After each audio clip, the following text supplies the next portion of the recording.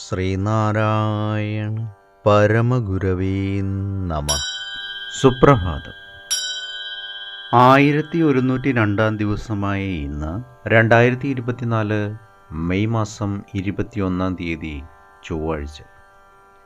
1199 ആണ്ട് ഇടവമാസം 7 ഗുരുവചനങ്ങളിലൂടെ എല്ലാ മതങ്ങളുടെയും ഉദ്ദേശ്യം ഒന്നു തന്നെ. നദികൾ സമുദ്രത്തിൽ ചേർന്നാൽ പിന്നെ തിരക്കുഴിയെന്നും നടുക്കടലെന്നും ഉണ്ടോ? ജീവാത്മാക്കൾക്ക് ഊർധ്വമുഖത്വം ഉണ്ടാക്കുവാനുള്ള അധികാരം മാത്രമേ മതങ്ങൾക്കുള്ളൂ. അതുണ്ടായിക്കഴിഞ്ഞാൽ സൂക്ഷ്മം അവർ താനെ അന്വേഷിച്ച് കണ്ടെത്തിക്കൊള്ളൂ.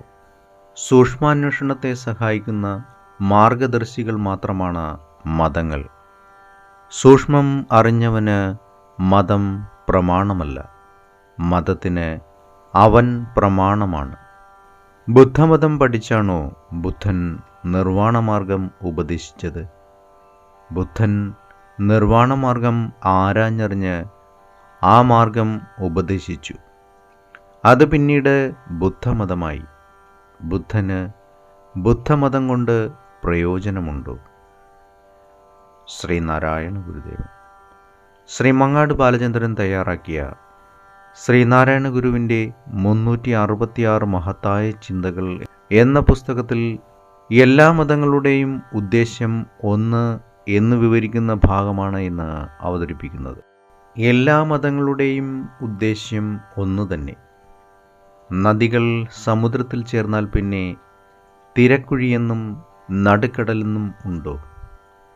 ജീവാത്മാക്കൾക്ക് ഊർധ്വമുഖത്വം ഉണ്ടാക്കുവാനുള്ള അധികാരമേ മതങ്ങൾക്കുള്ളൂ. അതുണ്ടായിക്കഴിഞ്ഞാൽ സൂക്ഷ്മം അവർ താനെ അന്വേഷിച്ച് കണ്ടെത്തിക്കൊള്ളൂ. സൂക്ഷ്മാന്വേഷണത്തെ സഹായിക്കുന്ന മാർഗദർശികൾ മാത്രമാണ് മതങ്ങൾ.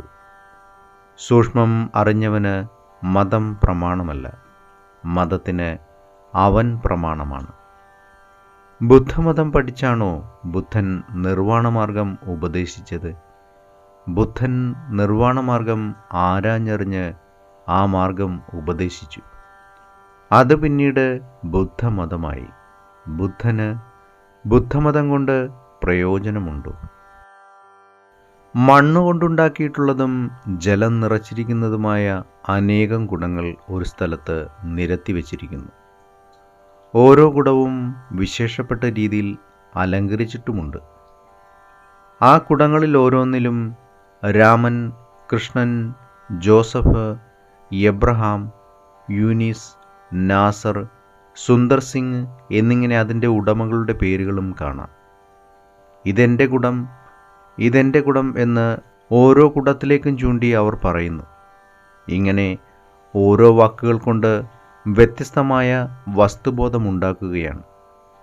ഇനി ആ കുടങ്ങളുടെ എല്ലാം അടിഭാഗത്ത് ഓരോ ദ്വാരമുണ്ടാക്കിയിട്ട് അതിൽ നിന്നെല്ലാം പ്രവഹിക്കുന്ന ജലത്തെ ഒരു വലിയ സംഭരണിയിലാക്കുന്നു.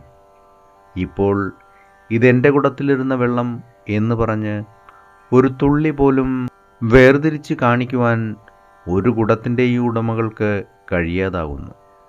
ഒരേ നിറവും രുചിയും സ്വഭാവഗുണവുമുള്ള ആ ജലം രാമൻ്റെയും ജോസഫിൻ്റെയും യുനീസിൻ്റെയും സുന്ദർ സിംഗിൻ്റെയും തുടങ്ങി എല്ലാവരുടെയും ദാഹശമനത്തിനും ഉപയുക്തമായി തീരുന്നു. ഇതുപോലെയാണ് എല്ലാ മതങ്ങളുടെയും സ്വരൂപം. അവയുടെ ഉദ്ദേശ്യങ്ങളിൽ യാതൊരു ഭിന്നതയുമില്ല. ഒരു മതത്തിൻ്റെയും ഉദ്ദേശ്യത്തെ വേറിട്ട് മാറ്റി നിർത്താവുകയില്ല. എന്തെന്നാൽ സമസ്ത മാനവരാശിയുടെയും നന്നാകലിനാണ് മതങ്ങളെല്ലാം അന്തിമമായി നിലകൊള്ളുന്നത്. ഏവർക്കും നന്മ നിറഞ്ഞ ഒരു സുദിനം ആശംസിച്ചുകൊണ്ട് നിർത്തുന്നു. നന്ദി, നമസ്കാരം. ഗുരുധർമ്മം ജയിക്കട്ടെ. ശബ്ദം നൽകിയത് സുജീഷ് മഹേശ്വരി.